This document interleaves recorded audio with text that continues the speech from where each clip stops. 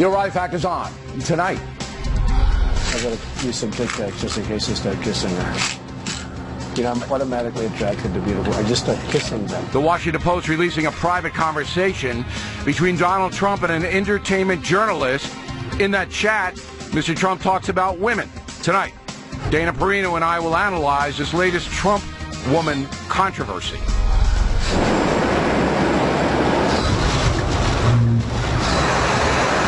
How many kids are in there? 20? Hurricane Matthew spares most of Florida, but is still dangerous. We'll have live updates this evening. You can call us wrong, but don't call us weasels. We are not weasels. We are honest people. Also tonight, reports are some FBI personnel are furious that the Bureau did not do the right thing in the Clinton email investigation. We'll have a follow-up report. Caution. You are about to enter the no-spin zone. Factor begins right now.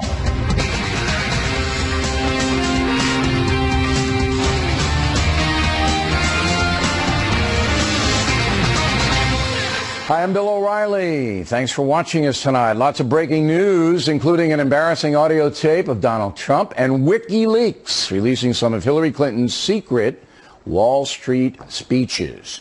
We also have Hurricane Matthew, not as bad as the media hype. We've got it all covered on this live broadcast. Let's start with presidential politics. Here are the facts. 2005, Donald Trump was doing a segment with Access Hollywood. He was speaking with the entertainment reporter Billy Bush privately about women. The Washington Post somehow acquired that audio tape. I'm not going to play too much of it because it's crude guy talk, but here's a sample. I gotta use some Tic Tacs just in case I start kissing her. You know, I'm automatically attracted to beautiful. I just start kissing them. It's like a magnet. You just kiss. I don't even wait. And when you're a star, they let you do it.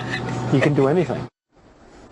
Shortly after that tape was posted, Donald Trump issued this statement, quote, "This was locker room banter, a private conversation that took place many years ago. Bill Clinton has said far worse to me on the golf course. I apologize if anyone was offended," unquote. It is worth noting that the Washington Post reporter involved with the tape, David Fahrenthold, wrote this line in his article, quote, "The tape appears at a time when Trump, the Republican presidential nominee, has sought to make a campaign issue out of his opponent's marriage. Trump has criticized former President Bill Clinton for his past infidelity and criticized opponent Hillary Clinton as her husband's enabler," unquote. What all the editors at the Washington Post apparently missed is that most of Mr. Trump's comments about the Clintons came after he was branded a woman hater by his opponent. Also, Trump refrained from mentioning the marriage in the last debate. Now, it seems to me that any fair-minded news operation would have included those two facts in the article. Or am I wrong? Anyway, this is an embarrassment for Donald Trump, no question. And here is the latest on the Hillary Clinton front. The hacker outfit WikiLeaks apparently accessed some of her speeches to Wall Street people, speeches the candidate did not want made public. A quick examination reveals no big headline, but two interesting comments. First, Secretary of State Clinton knew her BlackBerry correspondence was being targeted. Quote, "At the State Department, we were attacked every hour, more than once an hour, by incoming efforts to penetrate everything we had." And that was true across the U.S. government. And we knew it was going on when I would go to China or I would go to Russia, unquote. So the question then becomes, why did Secretary Clinton use a private server if she knew all that? Second speech component is this, quote, "Part of the problem with the political situation, too, is that there is such a bias against people who have led successful and or complicated lives. You know, the divestment of assets, the stripping of all kinds of positions, sale of stocks, it just becomes very onerous and unnecessary." So that is clearly sympathy for the wealthy. Bernie Sanders not gonna like it. Now, the fallout from this breaking news is still to be determined, but you can bet it'll come up during the debate on Sunday night. Let's not analyze further, Dana Perino. So let's take the Trump thing first. You think the audio is going to hurt him? Yes, I do. And not just with women. I mean, he already has problems with women in the polls, and he's underperforming a little bit with men, but with women, he's really upside down. So there's that. It's shockingly lewd, but you were right to only play that part. But if you listen to that, it is... I understand that it's locker talk, or locker room talk. I've never heard that kind of language spoken by a grown person who actually wants to be president of the United States. He said, I know that his supporters are enthusiastic for him. In the Fox News poll released tonight, it's one of the best pieces of news in there for him. They are enthusiastic and they're strongly we're doing that next. So I'm going to give you the poll numbers. So they will offer excuses for him. Well, and he doesn't need excuses. It's not about excuses at this juncture. I mean, I think that if you want to report accurately, Donald Trump was an entertainer and businessman for many, many years. And he engaged in all kinds of activities, all right? Mm-hmm. He said all kinds of things. Not a politician, wasn't guarded in his private conversations. I think that's the truth. That's fair. Okay. So then it's up to the American voter, women and men, to say, okay, if a guy's going to talk this locker room stuff, is that disqualify him? Do you think it disqualifies him? Not disqualifies, of course not. And I think both of them are. We're past the disqualification issue because we're 31 days and there's going to be. No, but I was wondering, as a woman journalist. No, I don't think it disqualifies him. Now, so let me ask you another thing. Then the Clinton campaign comes out saying, hey, I mean, you can't put this man in the White House. But then when you think back about Bill Clinton, all right, that his approval rating, you know how high that is? Bill Clinton's approval rating right now? And that's after all of the things that we know. I find it curious that when Donald Trump, his first reaction was he was sorry if anyone was offended, yes, which is not actually an apology for the actions. Then he brings up Bill Clinton right away. So he says that I'm bad behavior point, other bad behavior. But he says my point is a larger point. My point is a larger point. Bill Clinton is very popular among the American people, yes, who know everything that he did while he was in the Oval Office. Yes, they Does that signal that we live in a permissive, secular society who puts job performance, because I think Clinton did a pretty good job as president, particularly with the economy and welfare reform, over personal behavior? Was certainly for the Bill Clinton piece, but are Republicans held to a different standard? I don't know. Well, and it's not just women that are offended. I'm just saying, I don't think that it's just women that are offended. In fact, Reince Priebus, the RNC chairman, just issued a statement that was very... Who puts job performance, because I think Clinton did a pretty good job as president, particularly with the economy and welfare reform, over personal behavior. Was certainly for the Bill Clinton piece, but are Republicans held to a different standard? I don't know. Well, and it's not just women that are offended. I'm just saying, I don't think that it's just women that are offended. In fact, Reince Priebus, the RNC chairman, just issued a statement that was very aggressive about it. And I think that I do think that matters. I do want to point out one thing. What did Priebus say, though? He said, I don't have it right in front of me because it just came out right before I sat down, that no woman should ever be described with these terms. Okay. And it's short and sweet, and that's it. And it's because it's not just women who would be offended by it.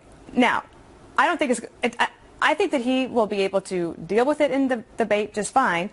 People that want to support him are going to support him, but I think this is interesting what Hillary Clinton did from a tactical standpoint. She pulls out this part of the quote, that when you're a star, they let you do it. And I think the reason she's doing that is she has a problem with young millennial women. Mm-hmm. They're not enthusiastic about voting for her. So what are they enthusiastic about? Well, there has been a movement on campus, you've covered it here, to fight back from a woman's point of view against unwanted advances from men who are in powerful positions, be it celebrity or politics or in management, that think that they can have this kind of way with women. So Mrs. Clinton is getting into that. If she's she's targeting those young women. Let's talk about the WikiLeaks thing. And I mean, this is there's no privacy anymore ever in your whole life, you know. So they come out, and the two that I read were, did you see anything else? Because I did. Brett Baer on Special Report went through quite a lot of it on with the panel, and I think there are some things in there that would make a young millennial say, this is what we thought all along. She says one thing to us, and that she's going to go after Wall Street. Give me an example. Well, she talks about her being a middle class, that she grew up in the middle class, but that she now obviously is not middle class, and so she has to have a public position and a private position. She actually says this in one of the transcripts. So I think that's one of the problems for her with millennials, because they want authenticity, and they don't want somebody who's a typical politician who will say one thing to try to get votes and another thing behind the scenes to try to get support from Wall Street. Right. I don't know how much this will hurt her. I do think that the timing is very interesting. I don't know how the Washington Post got this audio and they decided to run with it. I don't know how WikiLeaks then an hour later all of a sudden has these transcripts to release. I believe they probably had them to release the night before the third debate. which Well, would probably could be. have I been mean, even all more that helpful. speculation. But look, there's a lot of gamesmanship going on behind the It's scenes. very strategic by Right. both sides. Do you think this is the dirtiest presidential campaign in history? I mean, Grover Cleveland, and I'm not being facetious here, they accused him of having illegitimate children, which he did. And at that time, that was a big deal. But and there have been other really dirty stuff. But I think this is the dirtiest thing I've seen. It feels really bad to me as well, because it's not just the two candidates fighting against each other, it's their supporters and viciously fighting against each other. And the press, too, so you got everybody in there. Last question, I just want to give Dana just a little more time. If you were advising Trump, and you have to assume this tape might come up in the debate, what would you tell him to say? I would say, I can understand why you would be offended. I never meant for anybody to hear that. And I will promise you I will not say things like that again if I'm elected President of the United States. Okay. You wouldn't say you were intoxicated or you hit your head just before you went on the bus. Something like that. No, because there's probably more audio where that came from. Yeah. Okay, Dana Perino, everybody. Thank you. Carl Cameron will have more on these two breaking political stories. Cameron is at the Trump campaign a bit later on. But directly ahead, brand new Fox poll, as mentioned, is good news for the Trump campaign. We'll give you some numbers. And Hurricane Matthew battering the South. How bad is it down there? The factors coming right back.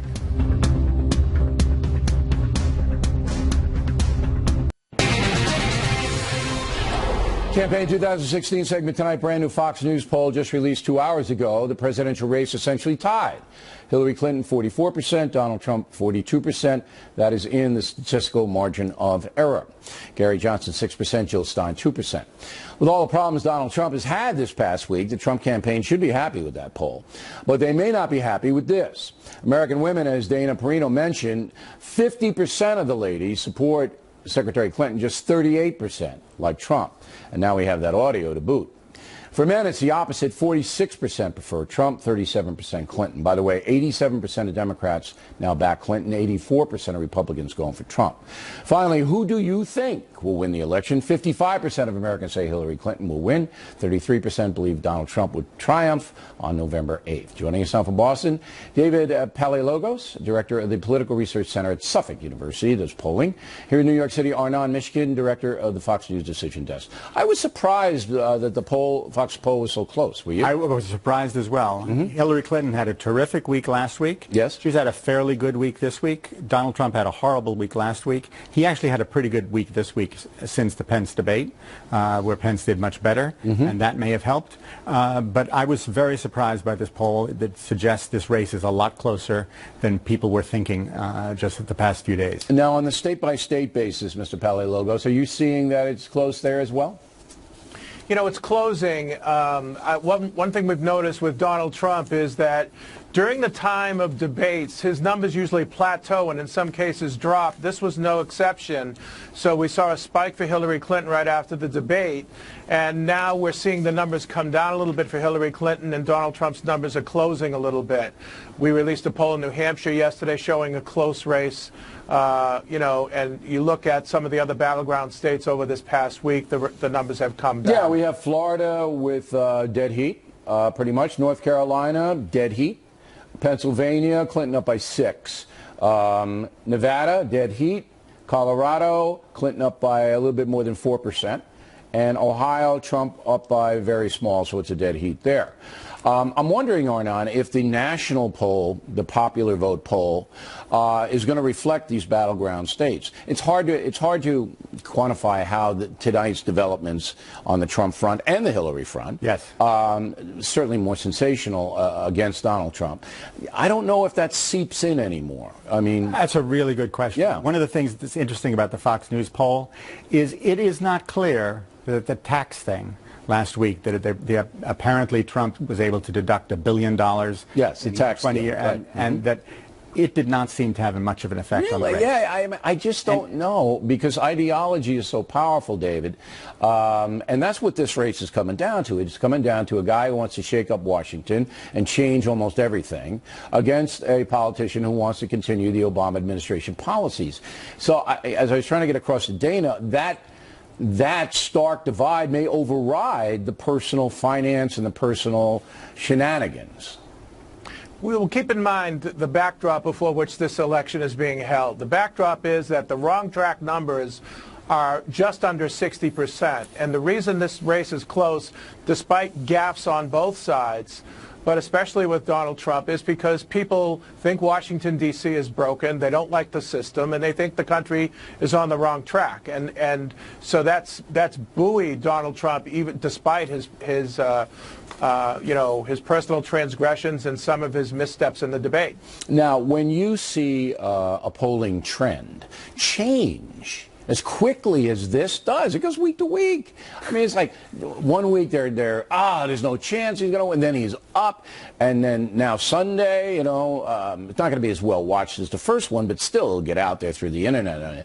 Does that say that there's uncertainty in the mind of the voters? Total. What you basically have is two candidates about whom the voters are uneasy. They have questions about Donald Trump's temperament. They have questions about Hillary Clinton's honesty. And more than half of the country actually doesn't like either one. And but one of these two people is going to be our next president. And so there's a bit of bouncing around that sort of, I heard one negative thing about this person, so I'll be for that person now. And I think that's what we're seeing. And at some point, the public is going to have to decide which one of these people is the next president. Do you think, from your vantage point, the press has a lot to do with this, or is it just the candidates themselves? Because the press is obviously favoring Hillary Clinton. There's Much no of it, doubt absolutely. about it. Yes. I mean, I would put it at 85, 90%. In fact, David, if you are a person in the media and you favor Donald Trump, you get hammered. You get slaughtered by your peers, not by the folks, by your peers. So the peer pressure in journalism is enormous to be anti-Trump. It's a sidebar issue, Bill. What really matters is the two blocks of persuadable voters that are left. The undecided voters, which are 7-8%, and the Gary Johnson voters, which are 7-8%. That 15% matters. That 15% will determine the outcome. And it's twice as much as it was 4 years ago and 8 years ago, because back then there was more positive energy, there was more excitement about the candidates, both candidates. You have all negativity now. All right, wrap it up, Lorna. Okay, just one thing. The most interesting number you cited was 55% of America said they think Clinton's going to win. That's I would argue if the more people think Clinton's going to win, the more likely Trump has to get the protest vote, the people who want change, but feel that there's a risk to them going out to vote for Trump. Interesting. So it mobilizes his turnout. Yes, exactly. All right, guys. Thank you. Very good. Directly ahead, how bad is Hurricane Matthew? We'll have a up to the second report. And later, it's the 20th anniversary of Fox News. We'll speak about it in the Talking Points memo up ahead.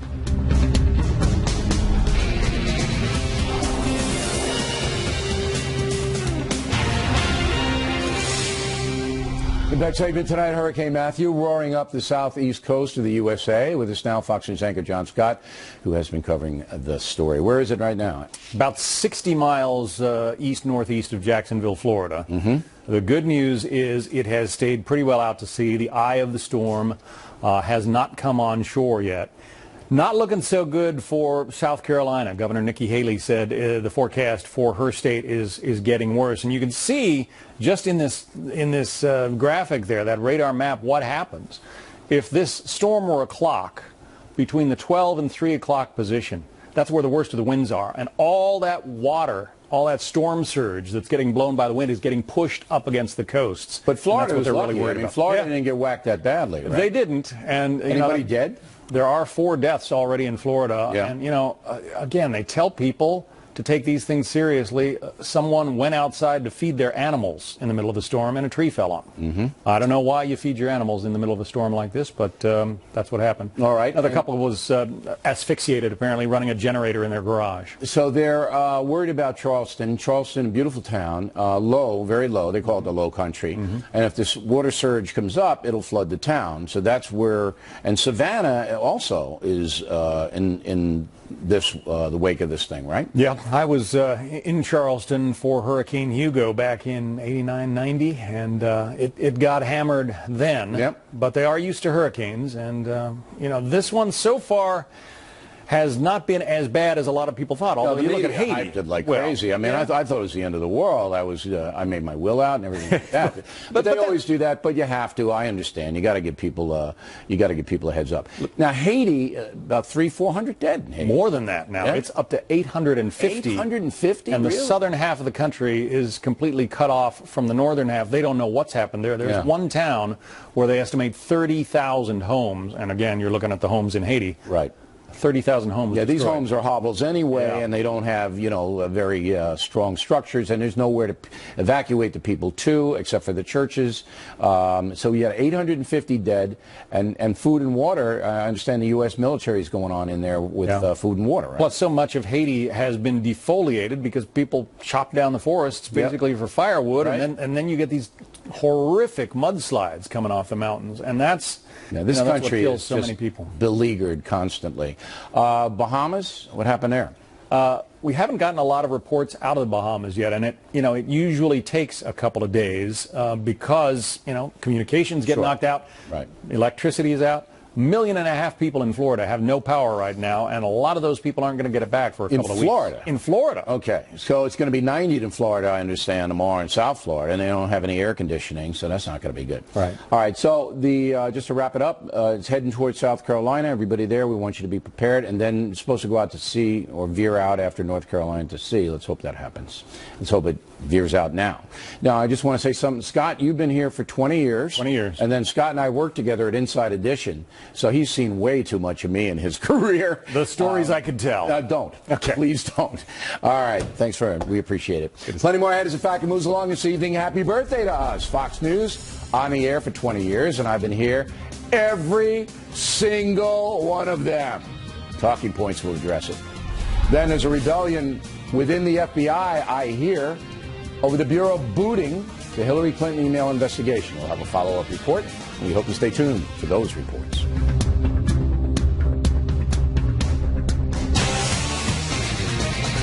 Personal story segment tonight. Happy 20th birthday, Fox News.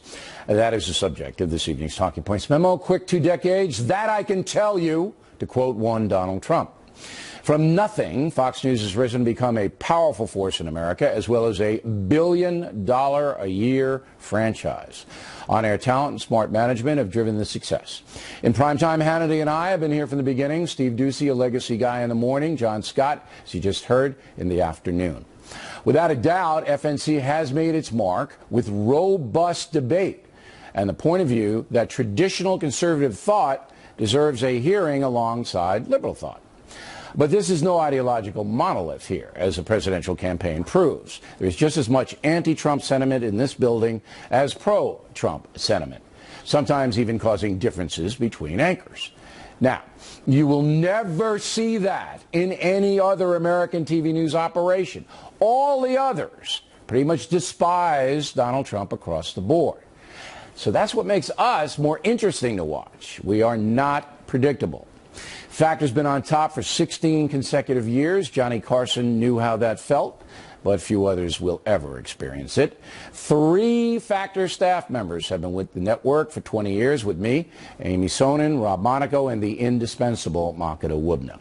The rest of my staff are the Navy SEALs of broadcast journalism, professionals who never waver.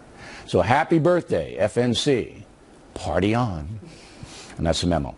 Now for reaction, with us, Joe Concha, media reporter for the Hill newspaper. So I wanted you on because you don't have ideological acts. I've seen your writings over the years. You're not trying to hurt anybody. But I think it's an indisputable fact that most of the media wants to hurt Fox News and tries and goes out of its way to hurt us. Mm-hmm. Despite that, we prevail. Why? Loyalty. That's the name. That's really the reason I keep coming back to, Bill. I talk to executives throughout the industry, and they're jealous of Fox because they have an audience that is more loyal than any other out there, cable news, broadcast, whatever. Now, why is that? It's because of what you just mentioned before, that there are people at this network that have been here since 1996. You've been in the same time slot at 8 o'clock for 20 years. No other anchor can say that on a national level. I started at 6, and I think it was about 18 months or... who's that? Who were you looking at? guy with a lot more See, hair. now I look more like him now than I. But anyway, they moved me up to 8. Catherine Cryer was the first anchor at 8 o'clock on Fox News. So 19 years. They moved me up quick, and then we overcame everybody. And I agree with you. The Factor viewers are very loyal. We've developed franchises in books, in movies. We got Killing Reagan movie coming up, Legends and Lies, and people seem to appreciate whatever we're giving out. So that's the next question. What are we giving out? What are you giving out? Why are they so loyal? Okay, well, look at the media landscape. All right. On the right, you have, or on the left, I should say, you have a media that any objective or lucid person would say leans left in certain degrees. So then you have this whole other swath, 50% of the country, right, that was yearning for something else. Give me an alternative. And what's the key to any success? Offering something unique that other people are not offering, other businesses. In this case, you filled a void by offering up actual debate. But let me stop you there. MSNBC is a liberal network. Would you say that? Yes, of course. Okay. So almost all of their people, except for the hard news people on NBC News, who once in a while come over, are left-wingers, right? Right. But they don't come close to our audience. So if you look at the polls, conservative liberals, they're fairly even. They are. In America. But far more people watch this network. Why doesn't MSNBC enjoy the same success? Usually familiarity breeds contempt. In this case, familiarity breeds comfort. And by familiarity, I mean the names you mentioned before. You have Neil Cavuto, who's been here since the beginning. You have Ducey and Kilmeade that are on in the morning. You have Shep Smith, that's an anchor. You have the reporters that have been here forever, like Eric Shawn and John Scott and Carl Cameron. And when people see these people every day, there's a comfort zone. With comfort comes trust. With trust comes loyalty. With loyalty comes ratings. And since 2002, no one's touched Fox in that department. Why do you think the other media attack us so consistently? I mean, why bother? Why not put that energy into making your own operation better? Because they don't agree with the network in terms of ideology of some at the network, particularly on the editorial side. But so what? I don't agree with a lot of things on CNN and MSNBC and then the network news as well. I don't take my time once in a while, but not much. When you're number one, obviously you're going to be taking the most shots, right? So I think some of it is envy. I think some of it is just a matter of people looking at the network and not agreeing with what they're hearing, and therefore they take shots at it. There's real hatred, though, out there. Oh, at Fox News? No, against Fox News. Oh, yeah, that's what I mean. Yeah, I mean, it's way beyond, well, we disagree, we'll take a shot. It's like, we really want to hurt these people. We really want to destroy them. And despite, as I said, we prevail. Joe, thanks very much. One question before I leave. Sure. Will you be here for the 40th anniversary in 2036? Well, I'm lifting weights, I'm eating, I'm drinking my Japanese tea. So, will Geraldo be here in 2036? Geraldo, I can't really divulge this because he's on next, but I don't even think Geraldo will be here next week. Wow, fascinating. About it. Joe Concha, everybody, when we come right back. Reports that some FBI agents are furious that the Bureau went in the tank during the Hillary Clinton email investigation. We'll tell you what we know. Then Carl Cameron at the Trump headquarters tonight with all the breaking political stuff, and that's coming up.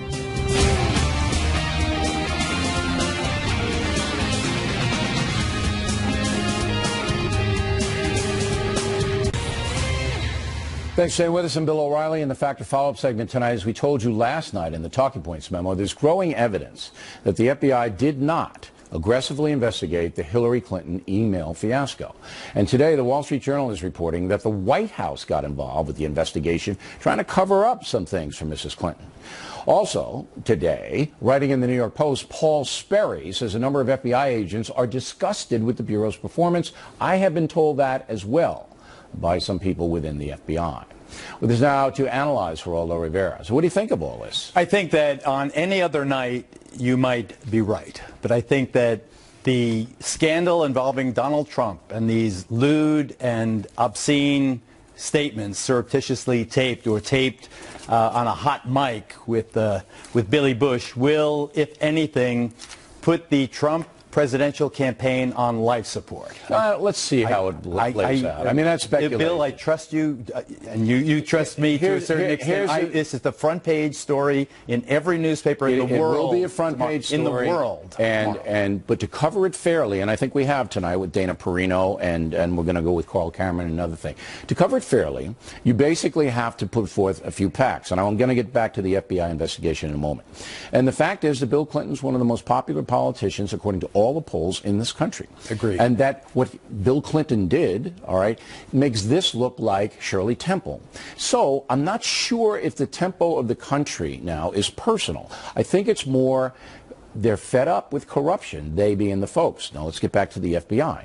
But I can't let you go. Wait. You can get back to that, but we got to talk about this because this is I will get there, but you have to come to grips with the fact that Reince Priebus said an hour ago, no woman should ever be described in these terms or talked about in this manner.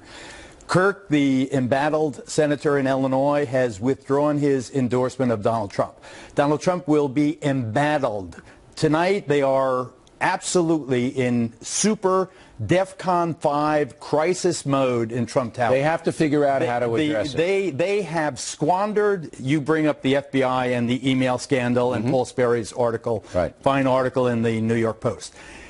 Any other night, that would attract some attention, although many people are sick of the email scandal. Bernie Sanders is sick of it. Well, I think it goes beyond that. But in this context, where Donald Trump is using the most lewd, I mean, every curse word you can imagine. Remember, this is a man who has gotten the evangelical vote.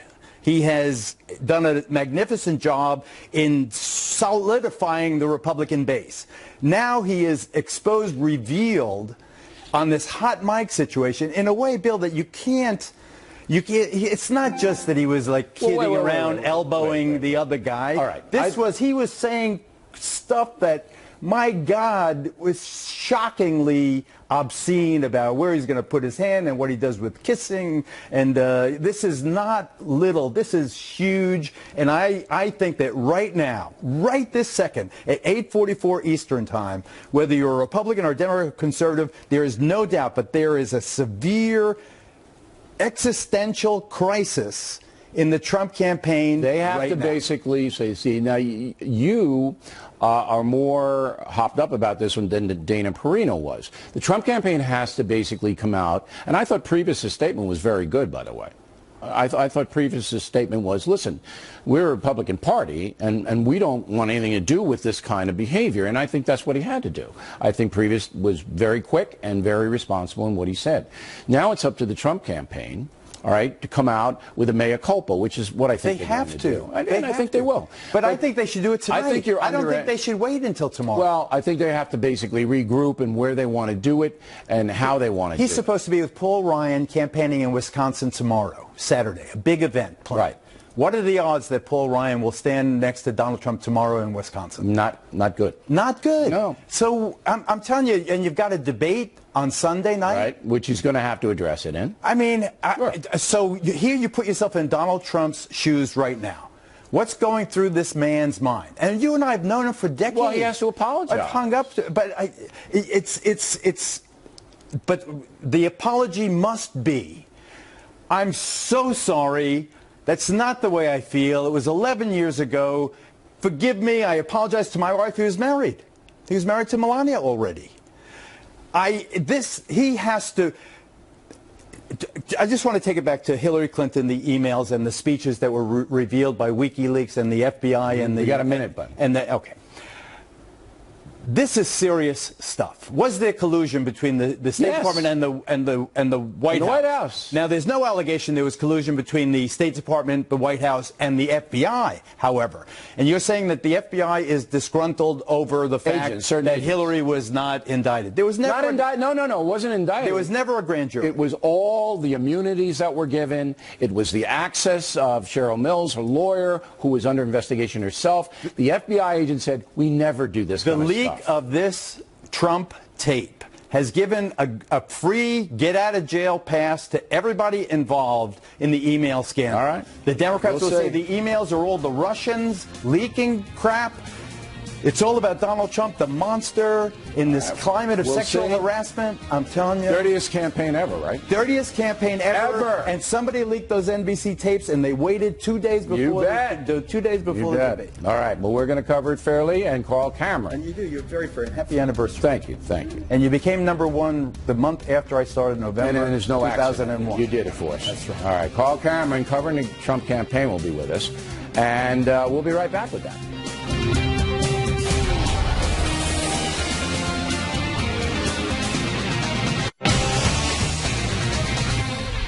Back in the book segment tonight, let's bring in Fox's chief political correspondent, Carl Cameron, who's in Manhattan, been following the breaking political situation.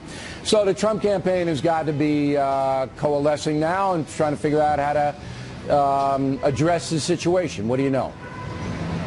Sure. Well, to say that they're despondent is an exaggeration, but to say that they're worried about it is obvious. This comes at a horribly inopportune time. The Pence debate against Tim Kaine was a sore spot for Mr. Trump. He thought that Pence could have been more aggressive in defending him. The campaign has suggested that this upcoming debate on Sunday night is tremendously important. Some of the pundits have suggested that if Trump doesn't win it and really overperform, his campaign could really be in trouble. So this creates a dialogue on Sunday night in the debate, in the town hall style debate, where they could be asked questions from the audience. Potentially a woman could ask Trump about this. It's just not good. And to the extent that some of them would like to say, look, this is a long time ago, as Trump said, it's locker room talk. They also point out that this is perhaps the first time in the entirety of his presidential candidacy that he actually used the words, "I apologize," and then went on to say if anybody was offended. So even Trump knows that this is very, very tough. His campaign manager, Kellyanne Conway, is quite famous for helping Republicans deal with women's politics. And right now, there's an awful lot of Republicans who feel like what Trump said 11 years ago makes him sort of sound like Aiken and Murdoch, two candidates who, in the midterms of a few years back, really brought the Republican Party down by some of their offensive, if not at least inaccurate comments. Now, Geraldo brought up the Ryan Trump Wisconsin situation. Do you expect Speaker Ryan to bail on that now? Well, there hasn't been any indication of that. Trump's planning to go to Wisconsin tomorrow. Again, he has made quite a to-do about trying to prepare for this debate. He hasn't done the mock stuff that Hillary Clinton did, but he went up to New Hampshire and held a town hall style meeting that his aides hoped would be some sort of a training operation to get him sort of into the mood of how a town hall meets. They know that this is a problem. Yeah. And clearly Donald Trump does too because of his apology. Trump is not doing particularly well with women, while he is doing better with white married women. This is the kind of thing that's going to tick somebody off. When you hear a candidate for office talk about how he would grope women, I mean, every woman's somebody's daughter, so that's not a particularly Yeah, it'll be interesting to see if Ryan does get with Trump tomorrow and how the Trump campaign deals with it over the weekend. Carl, we really appreciate it. Right. Thank you. Fact or tip of the day, the premiere of Killing Reagan. I was there, and we will show you what happened in D.C. last night. The tip, moments away. Fact or tip of the day, the premiere of Killing Reagan in Washington last night in a moment. But first, Killing Reagan was the 5th book in the Killing series, Killing the Rising Sun, the 6th. Once again, we're #1 on the New York Times bestseller list, approaching 500,000 books sold, less than a month. We really appreciate everybody who's supporting the book. And if you become a BillO'Reilly.com premium member or re-up your membership, you get it free. You can also get Killing Reagan free. It's your choice, whatever book of mine you want. And in honor of our 20th anniversary today, BillO'Reilly.com premium members get 20% off everything, all the stuff that we have, including books. Wow. Now the mail, Nancy Jane Calloway, Winston-Salem, North Carolina. Bill, can you explain why the choice of debate moderators is not more balanced? Why are they all liberals? Well, Chris Wallace will moderate the 3rd debate's independent. Culture and TV news is left in this country, Nancy. That's just the way it is. So the pool of non-left-wing people is very small. Harold Klein, Clear Spring, Maryland. Bill, everything you said about Secretary Clinton's emails, the Justice Department investigation, the FBI was accurate. Here's the sad part. Nothing will be done about it. Not so sure, Harold. Evidence is mounting that the investigations were not honestly conducted. Congress can get involved. Margaret Jugina, Troy, Michigan. Bill, I was disappointed in how you spun Trump's backpedaling on why he bragged about not paying taxes. The emperor has no clothes. I want unbiased reporting. Do you really, Margaret? Do you really? I'm not aware of any spin that we put on the Trump's tax issue. We reported it accurately with Stuart Varney. Are you sure you don't want anti-Trump stuff? Chuck Weiss of Portland, Oregon. Bill, you told the actor who plays Ronald Reagan, Tim Matheson, that you don't mind liberals if they think, but there are no thinking liberals. That's an extreme position, Chuck. We have them on this program all the time. John Facetta, Wyckoff, New Jersey. Mr. O, please don't stop writing killing books. I read Killing the Rising Sun as a vet. I could not be prouder of my brothers who fought in the Pacific. Well, that is why Martin Dugard and I wrote the book, John, and I'm glad you read it. And finally tonight, the factor tip of the day. Last night in Washington, the stars of Killing Reagan, Tim Matheson and Cynthia Nixon, you'll see her in a moment, attended, there she is, the premiere showing at the Newseum. The movie was very well received, and before it was shown, there was this. You've been telling stories in the news, you tell stories in books, you tell stories now with this film as well. Can you talk about the difference in telling a story in the different mediums and how it differs for you as that storyteller? Yeah, television, you have to tell it in 3 minutes or less. Books, we do 300 pages. And a movie, we do an hour and 45 minutes. So you get the pithy parts on television, books, and movies, and you put it out there in an entertaining way. We combine knowledge you learn with fun. That's the formula. Factor tip of the day, Killing Reagan will be shown a week from Sunday on the National Geographic Channel, 8 p.m. Eastern Time, and then again at 11, so you West Coast guys can watch it at 8 your time. And I believe you guys are going to like Killing Reagan. I thought it's the first time I saw it last night, mixed with the music and everything like that, and very emotional. And the guy who plays Hinckley, the young actor, oh, this guy is really good. Well, that is it for us tonight. Please check out the Fox News Factor website, which is different from BillO'Reilly.com. Also, we'd like you to spout off about the Factor anywhere in the world. O'Reilly at FoxNews.com, O'Reilly at FoxNews.com. Name and town if you wish to opine. Word of the day, do not be a farceur. I'm right into the Factor. We will be here live Sunday night. All right? Working Sunday to set up the big debate in St. Louis. And again on Monday with post-debate analysis. Again, thanks for watching us tonight. I'm Bill O'Reilly. Please remember that the spin stops here. So we're definitely looking out for you.